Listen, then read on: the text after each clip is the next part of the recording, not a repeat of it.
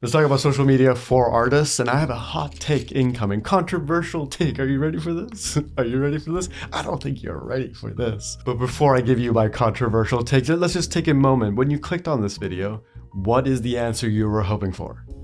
What is the dream? What is the dream? You clicked on this video, there's thoughts running through your head. What was the dream? Is the idea that I'm going to give you some sort of tip, some sort of advice that will make you famous and rich off your art? Or is it that you want certain approval externally? Or are you looking for community? Like, what is it from social media that you're looking for? Because I sense that if you clicked on this, you probably are interested in gaining something from it. Really take note of that in this moment before I give you my hot take. Just let's think about it for a second. Just think about it. What is it that you want? Like, truly at your core, what is it that you want? Do you want to feel seen? Do you want money? Like, what is it? And I'm not saying that any of those things are bad, but I think it's important to know what it is that we want from the art that we're posting online. My controversial hot take is to not post on social media. Yeah, that's right.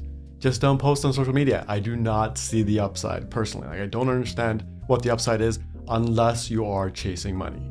Now, if you are a professional artist that's chasing money, I will cover that a little bit later. But if you are someone who is a beginner artist or you're fairly new in your artistic journey, I don't think there's any upside to posting online.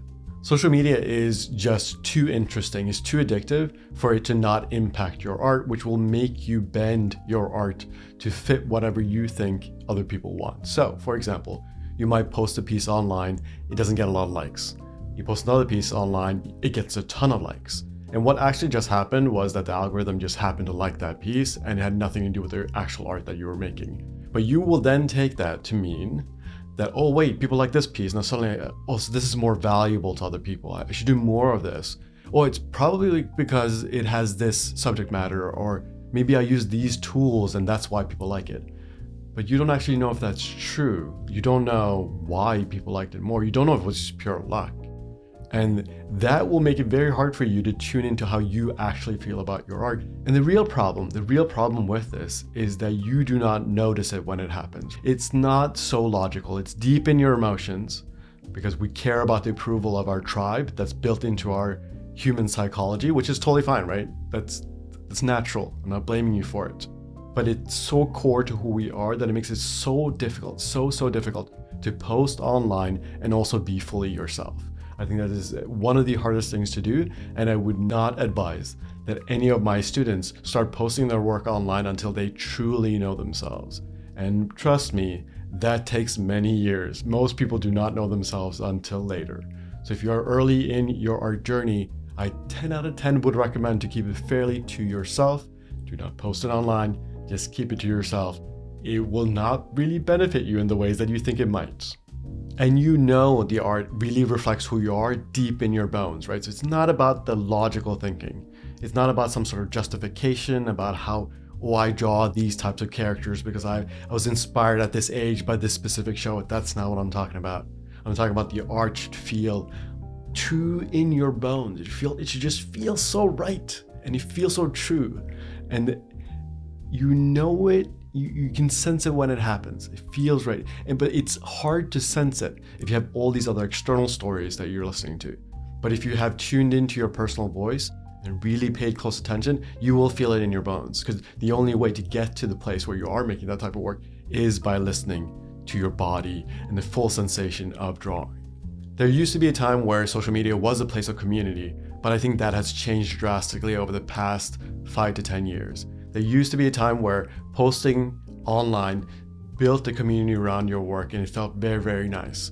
But that has changed so quickly. It's really not that anymore. But there are places of community that you can find online. There are small Discord communities. There are niche communities here and there where there are true art communities. And if you can post within those communities where people care about you, those are the places that you will find the type of emotional support that would make you a better artist. But I don't think that posting your work on, say, Instagram is the place to do it unless you have like a private account, you have a curated amount of people that pay attention to it, and these are people that you trust. That's a different story. But if you're just posting out and shouting into the void constantly, just putting your work out there, chasing a couple of likes here and there, I do not think that will bring you the type of satisfaction that you're hoping for. But if you do find a place of community, that can be very helpful. So I'm not saying that you shouldn't post your work anywhere online. and that you shouldn't have teachers and this and that. Like, if you find teachers online who you really admire, you really like, go find them and try to communicate with them. Some of these artists have communities. I personally do not, but if you can find communities out there that are real communities, the way you know it's a community is that if you interact with it on a regular basis, people notice when you're not there. That to me is the definition of a community. You're not in a real community if you disappear and no one notices. That's why I'm very skeptical of these online communities that people keep talking about. A lot of art teachers will talk about the art community as if it's like this big community, which I don't think that's the right word use there. Like, I don't think of that as a community. That's just like a large group of people that happen to have the same hobby. A real community, you feel connected on a deep emotional level. And in those places, share your art. Feel free to share it early on. But even then, I'd be careful because there's a lot of bad actors in those places, right? There are people who are jealous, people who have their own ideas of what art should look like, and they will put that view on you.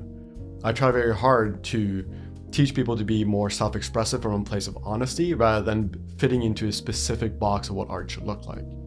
And I think that keeping your art private and keeping it off social media will make that so much easier. It will make it so much easier to express yourself because you have less outside voices, and it'll help you tune back into what you think. This is also why I recommend some beginner artists just don't show their art to anyone. You just keep it to yourself. Treat it like a diary. That will make it easier to tap in. You don't have to do this forever, but do it for a while and see what happens. Just do it for a couple of months and see what happens. What's the worst thing that happens?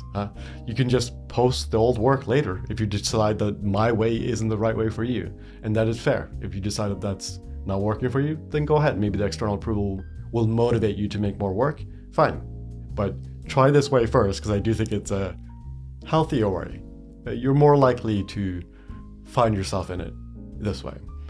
Earlier, I mentioned that if you are someone who wants to make money off your art, that maybe you should hold off on posting on social media. The reason why is that even if you want to make money off your work, especially if you want to make it off your personal work as a form of self-expression. Now, I'm not talking about design, I'm not talking about concept art, I'm talking about self-expression here. It's still very important to know yourself and know your voice, because that is what collectors will care about. They're not going to be impressed by art that just looks like everyone else.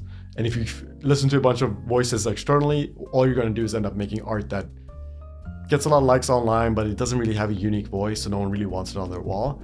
So if you do want to make money off your art from the personal side, I still think that this is the best strategy. Just find yourself first. I don't see the upside. I really don't see the upside of trying to post online and letting the art be shaped by it. Once you find your art style, then start posting, because then you'll have a level of confidence where you almost don't care how many likes things get. You'll still care. I'm not saying you won't care at all, but you'll care a little bit less because you'll know yourself in the work. If you like this type of art advice, make sure to sign up to the mailing list below. It's absolutely free, and I will be sending you goodies, a little bit of small pieces of art advice, very short reads to keep you in the loop and just keep you connected to your art practice. And I'm also working on some special goodies for people on the mailing list. And whenever you are ready to take a deep dive into intuitive drawing and getting connected with your inner voice, then I'll see you over in the Mindful Drawing course whenever that is the right time for you. No rush, but when the time hits, you'll know, and then I'll see you over there.